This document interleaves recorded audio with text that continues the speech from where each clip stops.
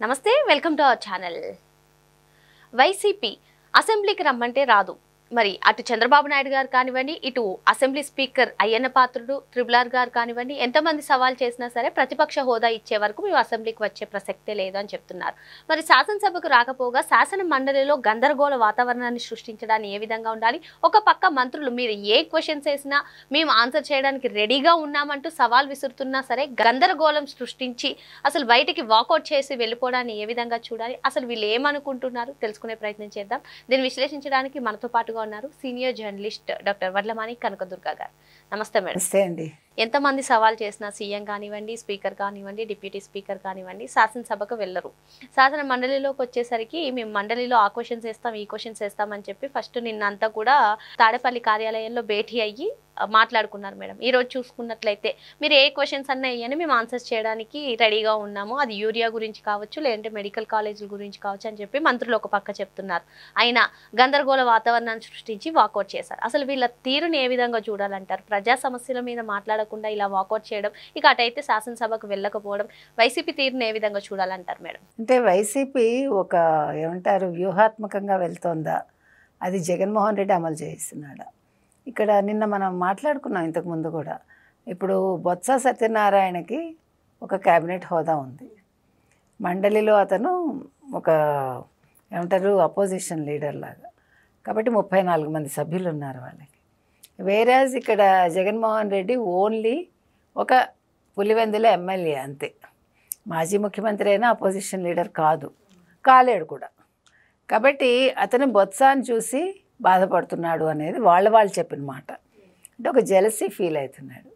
ఇతని క్యాబినెట్ హోదా ఉంది, బుగ్గ కారు ఉంది, ఆ తర్వాత అపోజిషన్ లీడర్గా కొంచెం ఎక్కువసేపు మాట్లాడచ్చు, అవసరమైతే ఇంకొంచెం సేపు ఇస్తారు, ప్రతి ఒక్కళ్ళు మాట్లాడటానికి అవకాశం ఉంది మిగతా వాళ్ళందరూ కూడా. వేరే జగన్మోహన్ రెడ్డికి వేవీ లేవు. సో ఈ నేపథ్యంలో ఇప్పుడు నిజంగా వీళ్ళు సభని సజావుగా నడపడానికి ఒప్పుకుంటే వైసీపీ వాళ్ళకి 2 నష్టాలు. ఒకటి, సభ సజావుగా నడవటం అనేది అక్కడ జగన్మోహన్ రెడ్డి చూస్తే బాధపడిపోతాడు. రెండోది, అపోజిషన్ లీడర్గా బొత్సాకి అంటే ఇక్కడ మండలిలో ఒక మంచి గుర్తింపు వస్తుంది.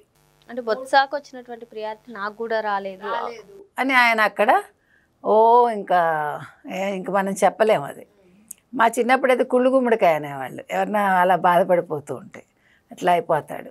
సో అంటే గుమ్మడికాయ మీరు కడతారు చూడండి, గుమ్మాన్ని కట్టాక ఏమవుతుంది, కొన్ని రోజులకి అది ఇట్లా పడైపోతుంది. అంటే గుమ్మడికాయ అలా ఎలా అవుతుందో మన ఎవరికీ తెలియదు.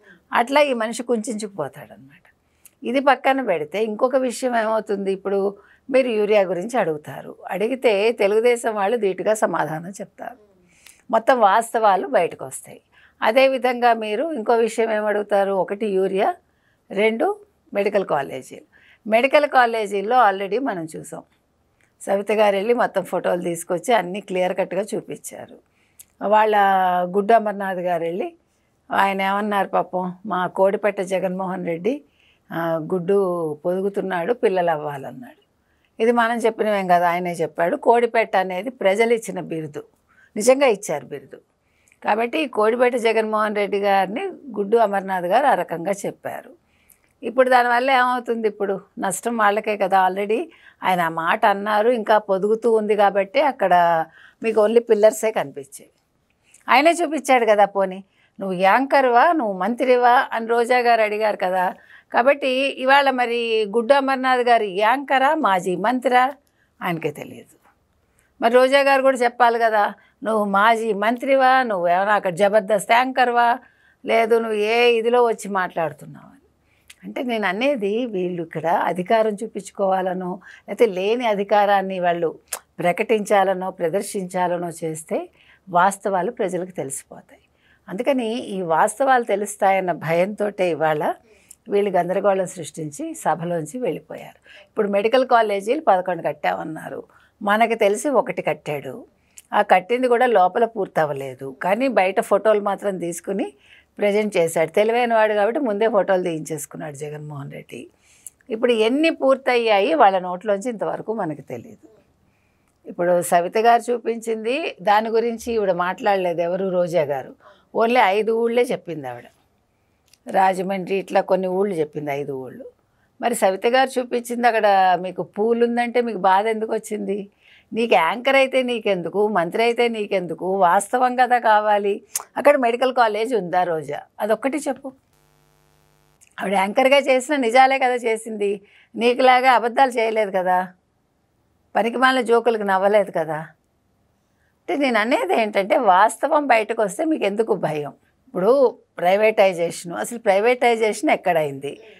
పీపీపీ మోడల్కిను లేకపోతే ప్రైవేటైజేషన్కి ఉండే తేడా మీకు తెలుసా రోజా? మీ జగన్మోహన్ రెడ్డికి ఎలాగా తెలియదు. అంటే నేను అనేది ఏంటంటే ఒక మంచి జరుగుతూ ఉంటే ఎందుకు మీరు ఇలా చేస్తారు? ఇప్పుడు లేనివన్నీ వాళ్ళు ఎలా క్రియేట్ చేస్తున్నారు చూడండి. అంటే వీళ్ళు ఎజెండాతో ముందుకెళ్తున్నారు, ఎలాగైనా కూటమిని బదనాం చేయాలి, అదొక్కటే వాళ్ళు ఆలోచిస్తూ ఉన్నది. అంటే ఇప్పుడు శాసన మండలి నుంచి కూడా వాకౌట్ చేసేయడం, ఇక్కడ కూడా మాకు ప్రయారిటీ ఇవ్వట్లేదు, మమ్మల్ని ప్రజా సమస్యల మీద మాట్లాడనివ్వట్లేదు అనే ఒక ఉద్దేశాన్ని ప్రజల్లోకి తీసుకెళ్లాలనే ఉద్దేశంతోనే వాళ్ళు బయటకు వచ్చేసారంటారా? మాట్లాడనివ్వకపోవడం, మాట్లాడనిస్తాం మొర్రో అంటుంటే ఇప్పుడు జగన్మోహన్ రెడ్డికి కూడా క్లియర్గా చెప్పారు అయ్యన్న పాత్రుడు గారు, నీకు ఎంత సమయం కేటాయించాలో అంత సమయం కేటాయిస్తాం, కానీ ప్రతిపక్ష నేత హోదా ఇవ్వడం మా చేతుల్లో లేదు. చంద్రబాబు నాయుడు గారు అదే చెప్పారుగా, ప్రజలు ఇవ్వాల. ఇప్పుడు నిన్నటి వరకు ఏమనుకున్నారు, అసెంబ్లీకి వెళ్ళి అయ్యన్న పాత్రుడిని చూస్తే భయపడతాడు, రఘురామకృష్ణరాజు గారిని చూస్తే భయపడతాడు, మరో పక్క చంద్రబాబు నాయుడు గారిని చూస్తే భయపడతాడు, పవన్ కళ్యాణ్ చూస్తే భయపడతాడు, లోకేష్ని చూస్తే భయపడతాడు అనుకున్నాను. ఈ భయాలన్నింటికి తోడు బొత్సాకి ప్రతిపక్ష నేత హోదా ఉంది అనేది ఇంకొకటి యాడ్ అయిందనమాట. ఈ భయం ఆ బాధ రెండూ కలిపి ఆయన్ని ఇంట్లో కూర్చోబెట్టాయి. అంటే ఇవాళ పులివెందుల ప్రజలు తెలుసుకోవాల్సిన నిజం ఏంటంటే, ముఖ్యంగా ఆంధ్రప్రదేశ్ ప్రజలు కూడా, మేము ఒక ముఖ్యమంత్రిని చేశాము, ఒక ఎమ్మెల్యేగా ఒక ప్రాంతం నుంచి గెలిచాక ఇవాళ అసెంబ్లీకి వెళ్ళాలి కదా, ఎందుకు వెళ్ళటం లేదు అని వాళ్ళు ప్రశ్నించాలి. ఇప్పుడు ఆయన సమాధానం ఇవ్వాల్సింది ప్రజలకి, వీళ్ళకి కాదు. వీళ్ళకి మీరు ప్రతిపక్ష నేత హోదా ఇస్తే కానీ నేను రాను అనడం తప్పు. రెండోది నాకు డిమాండ్స్ పెట్టి నేను కోర్టులో కేసు పెండింగ్లో ఉందనడం కూడా తప్పు. ఏది ఏమైనా జగన్మోహన్ రెడ్డికి వచ్చి ఎదుర్కొనే ధైర్యం లేదు. రెండు, ఆ బాధని ఆయన అక్కడ దాచుకునే ప్రయత్నం చేయలేడు, ఆయన వల్ల కాదు. He cannot control about Botsa. ఇవన్నీ కలిపి ఆయన ఇంట్లో కూర్చోబెట్టాయి. రెండోది, వైసీపీ వాళ్ళు మద్యం కుంభకోణం మీద ఎందుకో స్పందించట్లేదు. ఇవాళ 4కి రిమాండ్ పొడిగిచ్చారు 26వ తారీఖు వరకు.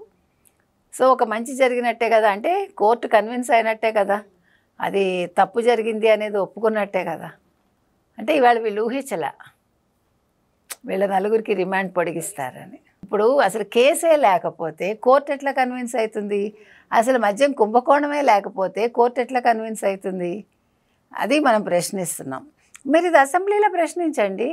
ఇప్పుడు జగన్మోహన్ రెడ్డి వచ్చి ధైర్యంగా నువ్వు ఎక్కడ కూర్చుంటే నీకెందుకు, ఎక్కడ కూర్చోపెడితే అక్కడ కూర్చుని, ఎక్కడ కూర్చోబెడితే అక్కడ కూర్చుని, ఎస్ నేను ఈ పాయింట్ మీద మాట్లాడటానికి వచ్చాను, లెట్ మీ కంప్లీట్ అని అడిగి, మాకు టైం ఇవ్వండి అని నువ్వు దెబ్బలాడి తీసుకుని నువ్వు మాట్లాడి చూడు. ఎందుకు చూడటల్లా?